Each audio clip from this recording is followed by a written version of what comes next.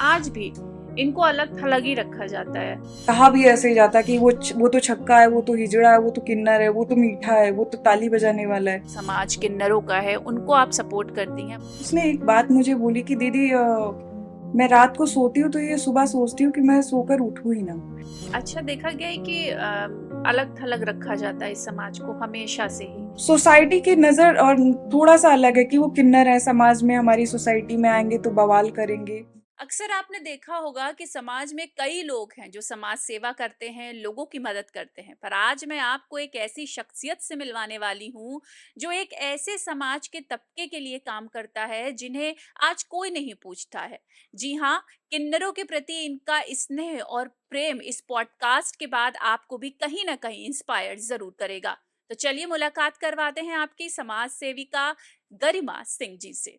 गरिमा जी, बहुत बहुत स्वागत है आपका आज की खबर में। Thank you. कैसी हैं आप? मैं बिल्कुल अच्छी हूँ, आप कैसी हैं? मैं भी ठीक हूँ, बढ़िया एकदम। तो पहला सवाल तो आपसे यही लेंगे कि पेशे से तो आप भी पत्रकार हैं। जी। इस फील्ड में मैंने देखा है खुद के लिए इंसान को समय नहीं मिलता है, तो आप कैसे दूसरों के लिए समय निकाल लेती हैं? देखा जाए तो पत्रकारिता किसी समाज सेवा से कम नहीं है जी। क्योंकि अगर हमारे अंदर सोच समाज के प्रति ना होती तो हम पत्रकारिता नहीं कर पाते जी। क्योंकि पत्रकारिता करने के लिए जो है हमें समाज के प्रति बहुत ज्यादा एक कहते हैं ना नर्म हृदय रखना पड़ता है जी। तो ये वहीं से निकला है। ओके, तो मतलब आपकी पढ़ते पढ़ते जॉब करते करते समाज सेवा हाँ, आपके समाज मन का में। दर्द देखते देखते हम उनके दर्द को समेटने लगे, कह जी, सकते हैं। बिल्कुल। अच्छा, अगर बात करें जिस तबके को आप अभी सपोर्ट करती हैं, किन्नर जो होते हैं, जो समाज किन्नरों का है, उनको आप सपोर्ट करती हैं, अब उनके लिए काम करती हैं। लेकिन ये इंस्पिरेशन आपको कैसे मिली? कहाँ से मिली? ये कहानी है 2020 की, जब कोविड का टाइम चल रहा था जी। तो कोविड से रिलेटेड ही हम पब्लिक बाइट ले रहे थे सीपी में घूम घूम के। तो वहां पे मेरी मुलाकात होती है एक सोनिया किन्नर से। काफी फेमस ये किन्नर हैं और यूट्यूब पे रील वगैरह बनाती रहती हैं। तो मुझे थोड़ा सा एक्साइटमेंट हुआ कि मैं इनके बारे में जानूं। तो मैंने उनसे नंबर लिया, मैं उनके घर गई। तो जब मैंने अभी तक ये सुना था कि किन्नर बहुत पैसे वाले होते हैं, बहुत रिच होते हैं, उनको किसी चीज की कमी नहीं होती। लेकिन जब मैं उनके घर गई तो एक रूम का कमरा था, उसमें जैसे तैसे वो एडजस्ट करके रह रही थी। उसने एक बात मुझे बोली कि दीदी मैं रात को सोती हूँ तो ये सुबह सोचती हूँ कि मैं सोकर उठूं ही ना।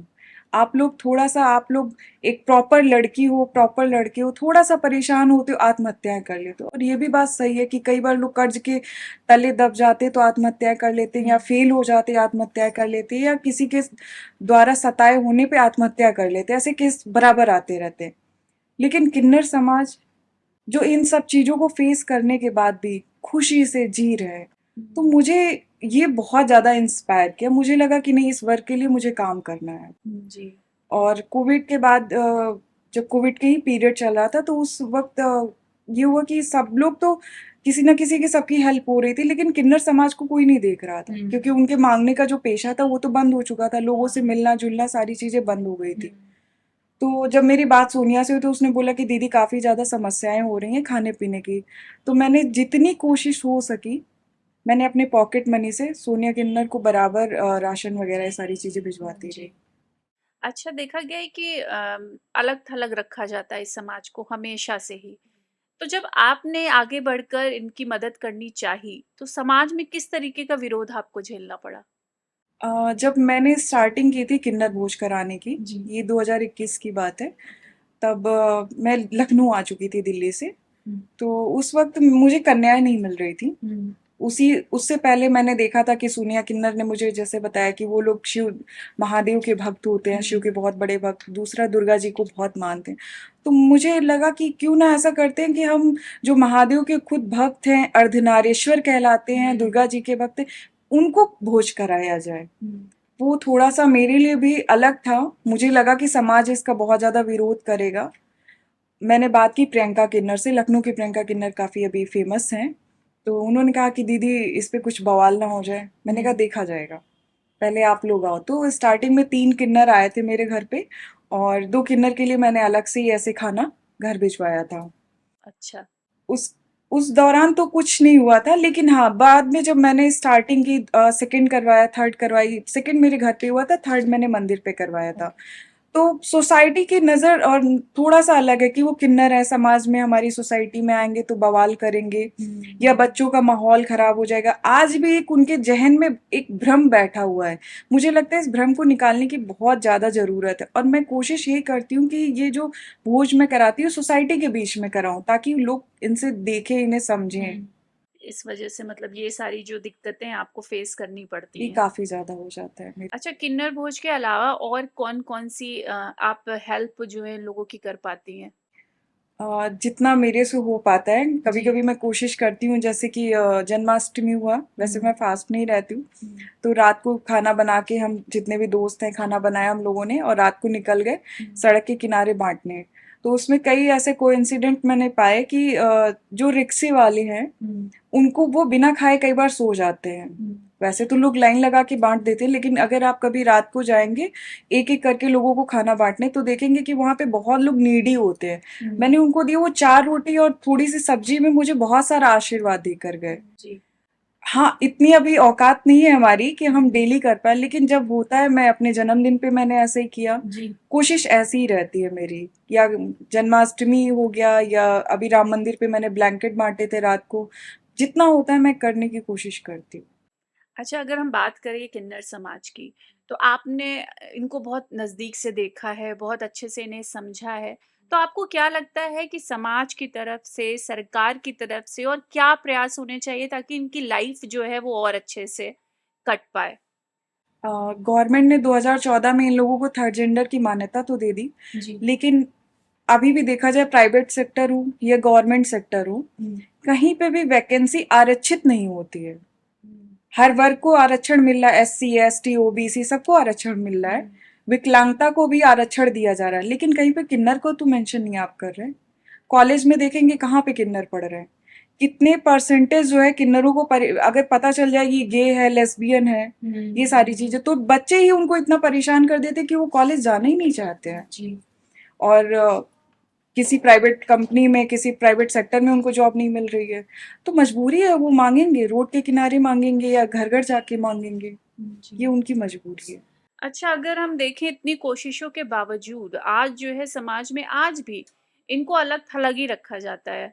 जैसे किसी के घर में अगर थर्ड जेंडर का जन्म हो भी गया, तो इन लोगों को लगता है कि बहुत ही शर्म आती है उनको, उनके लिए वो शर्म की बात होती है। इस बारे में आपका क्या कहना है? कई बार मैं देखती हूँ वैसे तो एक कहावत सुनी है ना कि पूत कपूत हो माता कभी कुमाता ना हो। एक लाइन आती है जब हम आरती करते हैं। जी। तो माँ तो कभी ऐसा नहीं करती, लेकिन वही है कि समाज ने इतना मजबूर कर दिया है कि वो मजबूरी में बच्चों को वहां पे भेजने पे तय हो जाती है कि नहीं ठीक है, बच्चों को वहां पे भेज देते हैं, उनके डेरे पे भेज देते हैं। या कई बार बच्चे घर पे ही रह के वहां पे पलते पोसते बड़े होते हैं, लेकिन जब बड़े होते हैं तो उनको लगता है कि ये महिला, ये पुरुष, लेकिन हम तो बीच वाले हैं। कहा भी ऐसे ही जाता कि वो तो छक्का है, वो तो हिजड़ा है, वो तो किन्नर है, वो तो मीठा है, वो तो ताली बजाने वाला है। तो समाज इस तरीके से नकारती है, इस तरीके से दुत्कारती है कि वो अपना ही उन्होंने एक संगठन बना लिया, एक अपना घर, एक अपना परिवेश बना लिया, वहां पे वो रहना ज्यादा पसंद कर रहे हैं। रीजन बस समाज जिस दिन उनको अपनाना शुरू कर देगी, जिस दिन उनके साथ बैठना शुरू कर देगी, समाज उनकी हमदर्दी लेना शुरू कर देगी, वो हम लोगों के बीच में हम लोगों की तरह घुल मिल जाएंगे। जी, बिल्कुल। जैसे कि एक कुत्ता हम पालते हैं ना, एक सड़क का कुत्ता होता है, एक घर का कुत्ता होता है। तो घर का कुत्ता हर एक दायरे, कानून, कायदे समझता है, क्योंकि वो जानता है कि ये इंसान है, ये इनकी बातें, हमारी बातें वो समझता है। लेकिन सड़क वाले नहीं समझते। कुछ ऐसे ही इन लोगों के साथ भी है। अच्छा, मैंने देखा है ज़्यादातर लोग जो है कई लोग हैं जो डरते हैं इस कम्युनिटी से, ठीक है? इस समाज के किन्नर मतलब जो भी हैं, तो उनसे डर लगता है उनको। तो ये कैसे दूर कर सकते हैं हम इस समाज में, ये भ्रांति कैसे मिटा सकते हैं? देखिए, डर की अगर हम बात करें तो डर तो मुझे भी पहले लगता था। जैसे माँ बाप ने बताया, चीजें मैंने देखी कि ये तो बुरे होते हैं, ये तो कहीं भी लड़ जाएंगे, कहीं भी झगड़ जाएंगे या बुरा मान जाएंगे। जब मैं इनके करीब गई, इनको जानने की कोशिश की, तो मुझे बिल्कुल भी अपोजिट लगा। ये तो इतने इतने अच्छे दिल के इंसान है कि अगर आप प्रॉब्लम में होंगे ना तो आपकी मदद करेंगे, आपको कभी ये हर्ट कर ही नहीं सकते। हाँ, इनको छेड़ो मत, क्योंकि कहते हैं ना, इनको छेड़ो मत, ये बहुत सताए हुए हैं। तो बिल्कुल ये उस तरीके से है, लेकिन बहुत ही अच्छे इंसान होते हैं, इनसे डरने की किसी को जरूरत नहीं है, बस प्यार जी। से आप बात करिए इनसे। अच्छा, अभी फ़िलहाल नकली किन्नर और असली किन्नर की बहुत लड़ाई चल रही है, तो कभी आपका ऐसा कोई एक्सपीरियंस रहा कि आपको लगा हो कि मतलब नकली किन्नर से कभी कोई सामना आपका पड़ा? हाँ, मैं इस लाइन में काम कर रही तो मैंने ये देखा कि बहुत ही अपराधी फील्ड के लोग हुँ, नकली किन्नर बन के घूम रहे हैं। और अभी थर्ड टीजी कार्ड बन रहा था, तो इस पे भी मैंने बात की थी कि टीजी कार्ड पे जो फिजिकल टेस्ट होता है, वो फिजिकल टेस्ट बिना सत्यापित एक पत्र होता है, स्टाम्प पेपर, उस पे लिख के देना होता है कि हाँ हम किन्नर हैं। हुँ। बस उसके बेस पे आप जो है उनको किन्नर की आईडी कार्ड बांट रहे हैं, तो मैं गवर्नमेंट से भी रिक्वेस्ट करना चाहूंगी कि ऐसा मत करिए, क्योंकि उसमें बहुत सारे जो नकली जो मतलब क्राइम में है, जिन पे केस लगे हो, वो भी अपनी आइडेंटिटी को चेंज करके इधर किन्नर बन के घूम रहे हैं, जिसकी वजह से ओरिजिनल जो किन्नर है वो काफी ज्यादा परेशान है, हुँ। काफी ज्यादा परेशान। सफ़र भी कर रहे हैं इस वज़ह से। क्योंकि जो बन के आ रहे हैं, जो कहीं ना कहीं क्राइम ये सब चीजें, वो तो एजुकेटेड है, वो तो आम समाज की जिंदगी देख कर आए हैं, हुँ, लेकिन जो ओरिजिनल है वो एजुकेटेड नहीं है।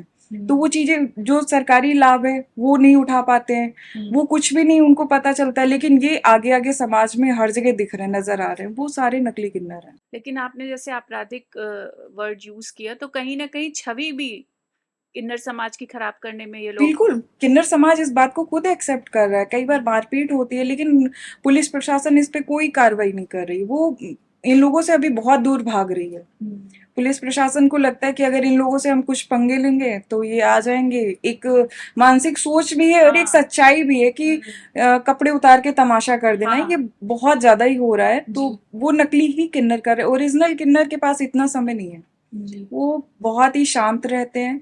आप जब भी उनसे मिलेंगे वो आपको सिर्फ दुआएं देंगे, कभी बद्दुआ नहीं देंगे। जी, बिल्कुल।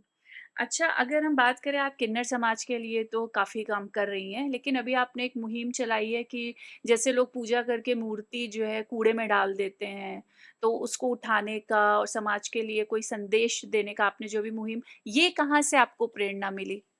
अ, ये मैंने देखा कि अभी जब राम मंदिर निर्माण हो रहा था, हुँ, तो हर घर भगवा ये सारी चीजें चल रही थी, जय सिया राम जय सिया राम। मैं भी करती हूँ, मैं भी हिंदू हूँ, लेकिन मुझे बुरा तब लगता है कि जिस मूर्ति के सामने आप लोग पूजा करते हैं, आप लोग अपने गिले शिकवे करते हैं भगवान से, मतलब अपने माता पिता से भी ऊपर उनको भगवान मानते हैं, उस मूर्ति में एक एक पल के लिए आप भगवान को ही तराशते हैं, देखते हैं कि हुँ, यहाँ पे भगवान है, कुछ थोड़ा सा टूट जाती है, खंडित हो जाती है, आप उसको ऐसे पेड़ के नीचे फेंक देते हैं, सड़क के किनारे फेंक देते हैं, उस पे कुत्ते टॉयलेट कर रहे होते हैं। हुँ, तो मुझे लगता है कि अगर ऐसा ही आप लोगों को करना है तो मत करिए। हुँ, ये कोई हिंदू धर्म नहीं कहता, ये कोई भक्ति नहीं कहती कि 2 पल आपने पूजा फिर उठा के फेंक दिया, ये हुँ, कहाँ से है? तो मेरी तो अभी देखिए जैसे कि ये हुआ था, क्या कहते हैं, गणेश चतुर्थी हुई थी, हुँ, नवरात्रि, अभी दुर्गा हाँ, विसर्जन भी मैं देख रही हूँ बहुत ज्यादा हो रहा है, लोग अपनी इच्छाओं के अनुसार चुनरी खरीदते हैं, माला खरीदते हैं, फूल खरीदते हैं, सब जाके नदी में बहा देते हैं। क्या नदियों ने ठेका लिया है? हुँ, नदी में जब पानी का बहाव ही नहीं है तो इतना सारा कचरा उसमें डालने की क्या जरूरत है? ये हुँ, देश हमारा है, इसको साफ सुथरा रखने की जरूरत है। फॉरेन में नदियां साफ रहती हैं क्योंकि वहां पे ऐसे कोई मान्यता नहीं है कि हुँ, आप दुनिया भर का कचरा वहां पे लाके डालिए। जी, आप कम मूर्तियां खरीदिए। मिट्टी की मूर्ति वो विसर्जन होती थी गांव में, जो लोग प्रॉपर पिरोड़ की मिट्टी बनाते थे, ताल से मिट्टी लाके, जिसमें ना हुँ, कीले होती थी ना कुछ। ये तो पुट्टी है, ये तो गलेगी ही नहीं, हुँ, पड़ी है।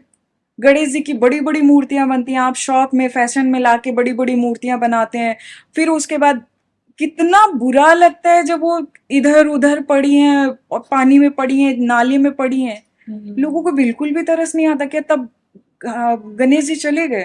क्या हुँ, दुर्गा माँ चली गई? हम लोग कौन होते हैं उनको लाने वाले, कौन होते हैं उनको विसर्जित करने वाले?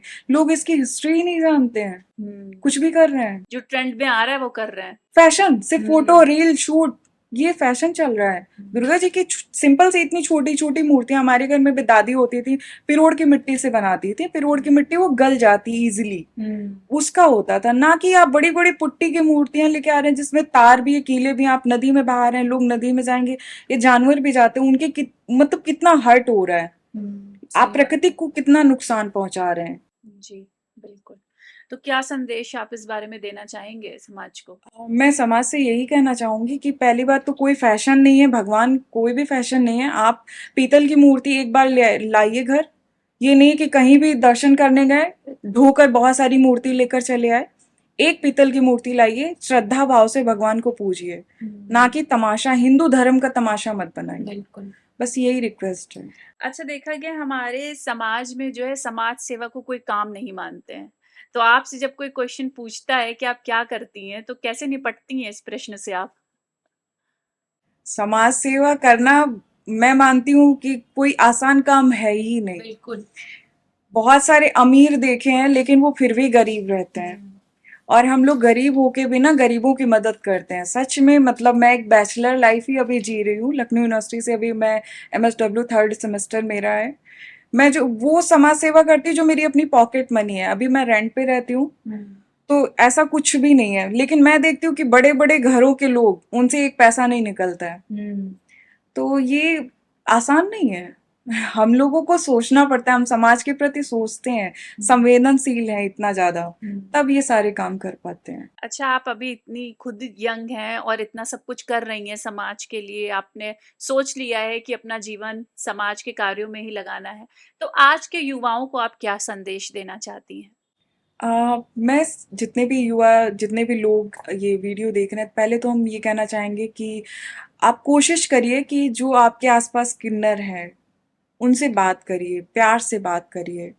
शायद उसके बाद आपको रिजल्ट अलग मिलेगा, जो आपकी सोच है वो बदली हुई दिखेगी। दूसरा कि हाँ, मूर्ति वाला मैंने कहा, तो आप पीतल की मूर्ति रखिए, पूजा करिए, कभी भी वो जूठी नहीं होती ना खंडित होती है। भगवान भगवान ही होते हैं। और कोशिश करिए कि किसी ना किसी की छोटी छोटी मदद की जा सके। हम इंसान हैं, जो कहते हैं ना, एक कलयुग चल रहा है, जो हम करेंगे वही हमें मिलेगा, जैसा हम करेंगे। माँ बाप की सेवा करिए, और अपने आसपास जो भी है, इन्वायरमेंट है, जानवर है, सबकी केयर करिए। अच्छा गरिमा जी, आप इतने सालों से इस फील्ड में हैं, काम कर रही हैं। आपको क्या लगता है कि कभी ये सोच बदल पाएगी समाज में? मुझे तो उम्मीद बहुत कम नजर आ रही है, ऐसा क्यों? क्योंकि 4 साल से मैं काम कर रही हूँ। भले मीडिया कवरेज में निकल जाए, लेकिन जो सोसाइटी, जो समाज है, या हमसे जुड़े हुए सोशल मीडिया आज के समय में बहुत एक अहम रोल निभाती है किसी भी मैसेज को वायरल करने में। मैं देखती हूँ छोटे छोटे, मतलब बकवास रील वायरल हो जाते हैं, लोग इधर उधर वायरल कर देते हैं। लेकिन जब हम लोग अच्छा काम करते हैं, कुछ भी डालते हैं, खासकर ये ट्रांसजेंडर वाला, ये बहुत ही अलग काम है, तो मैंने देखा कि कोई इंटरेस्ट नहीं उतना लेता है, जिसमें मुझे बहुत ज़्यादा बुरा लगता है। फिर मुझे एक गुड्डन किन्नर की बात याद आती है। उन्होंने मुझसे भी कहा था कि दीदी, आप कितना भी करें, लोगों की सोच नहीं बदलेगी। तो अब मुझे भी ऐसे ही लगता है कि हाँ ठीक है, मैं करती रहूँगी, मैं अपना एफर्ट दूंगी, लेकिन मुझे नहीं लगता कि लोगों की सोच बदलेगी।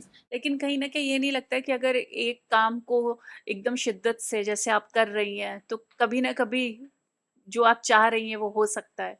हाँ, कोशिश यही है कि वो हो। मैं तो हर बार कोशिश अच्छी करती हूँ, और इस बार तो सबसे अच्छा रहा था कि किन्नर काफ़ी ज़्यादा आए थे। 16 अर्धनारी को मैंने खिलाया है। हर बार तो 8, 9, 10 हो जाते हैं, क्योंकि इन लोगों का वो मांगने का टाइम होता है ना। हाँ।